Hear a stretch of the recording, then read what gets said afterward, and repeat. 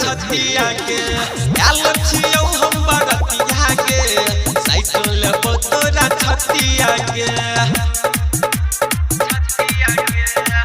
कन्हैया दीवाना बैरिया चौक।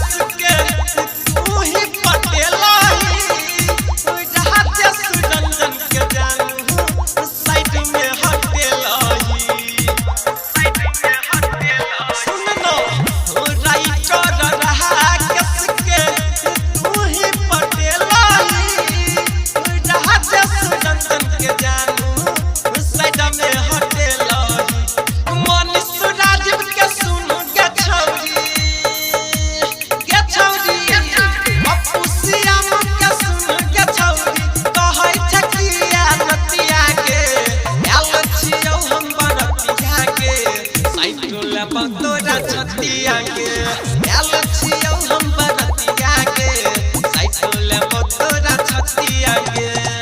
Recording by Virat studio Madna बाजार।